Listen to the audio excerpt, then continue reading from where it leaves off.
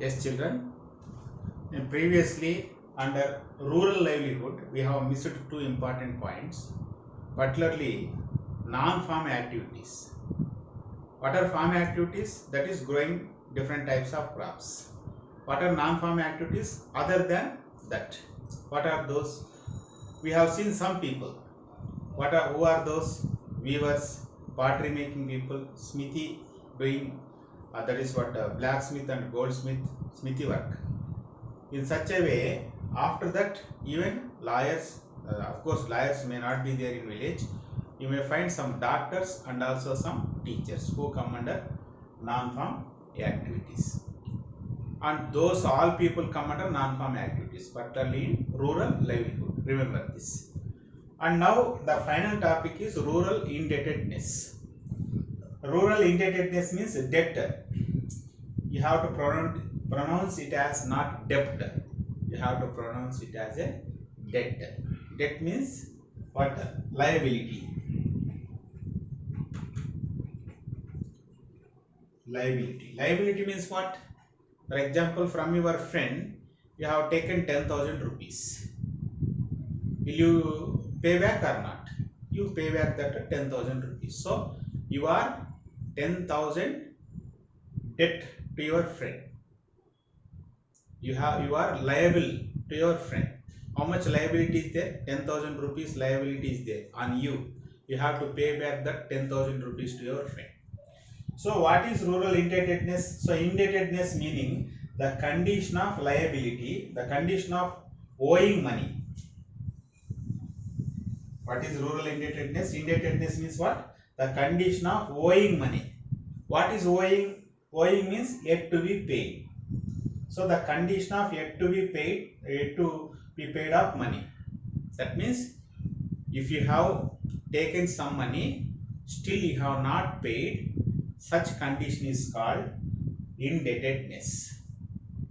That means you have to pay that 10,000 rupees to someone or somebody.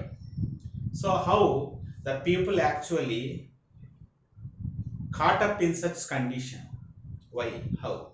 Particularly in case of large farmers, you have seen, as they have got more money, they can purchase good quality of seeds, fertilizers, and they may use modern machines.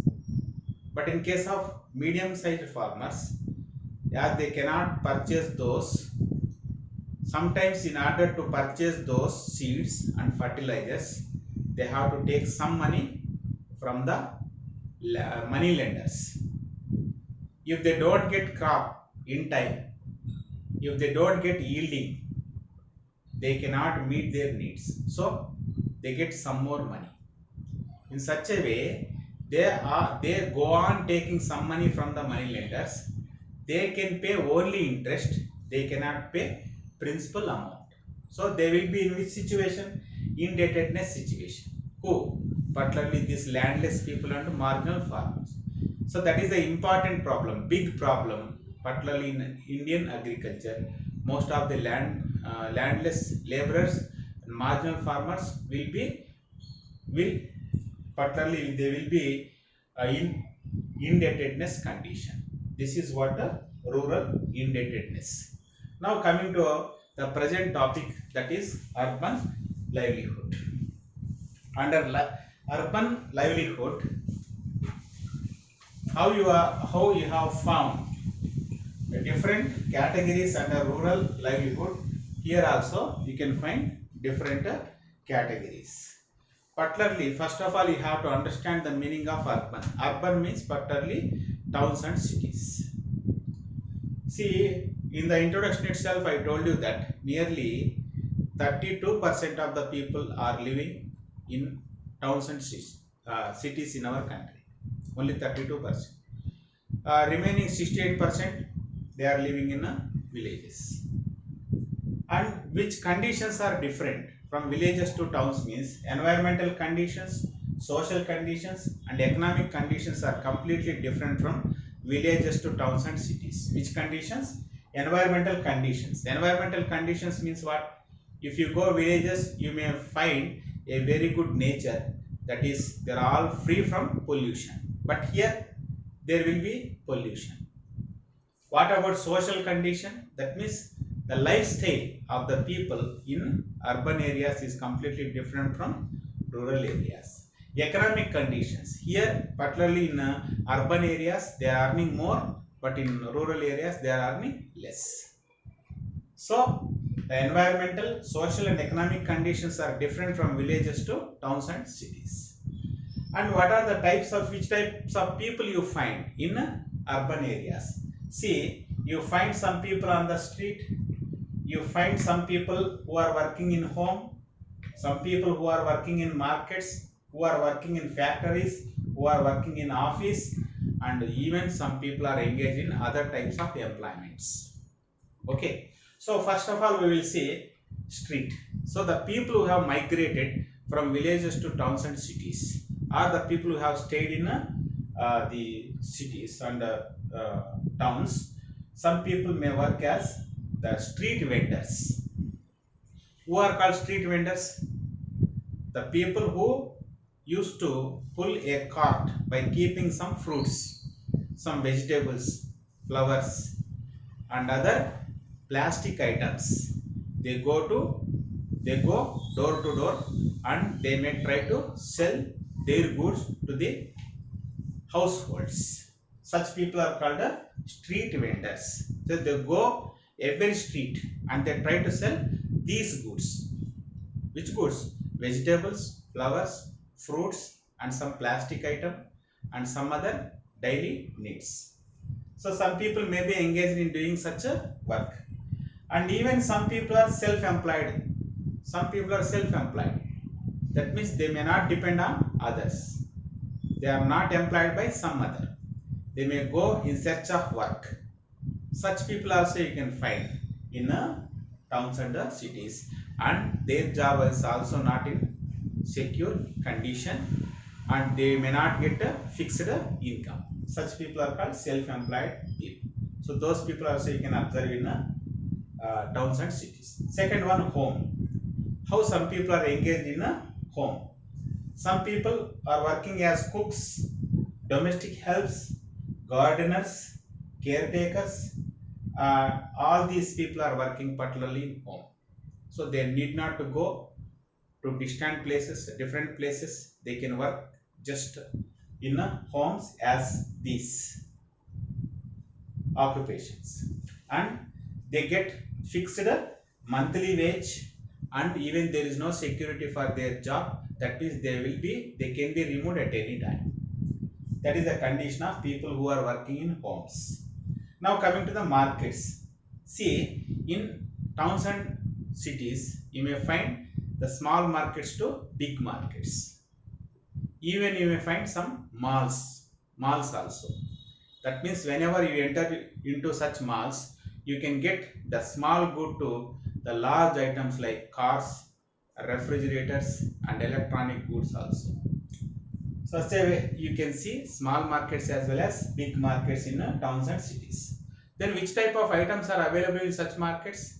All types of needs, all types of goods, even vegetables also available in such small markets to big markets. And in order to run such markets, particularly some people are hired, some people are taken for work.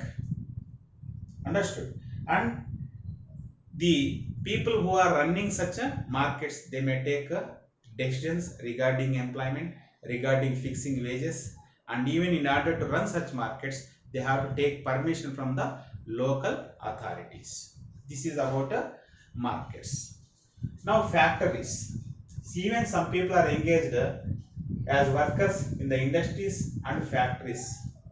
And in the industries and factories, different types of goods are produced. Plastic goods, iron goods and daily needs are produced. Perishable goods are produced in such factories and industries. And even some people are employed as on the daily wage basis. Such laborers are called casual laborers. Even for them also there is no security. Security in the sense what? That means they will be and they can be removed at any time. And offices. So in towns and cities you may find some government offices as well as private offices also, and these offices need more and more people in order to function their operations. And these particularly you may find one basic difference: the people who are the lifestyle, the livelihood is completely secure in case of office employees. That means they get fixed salary,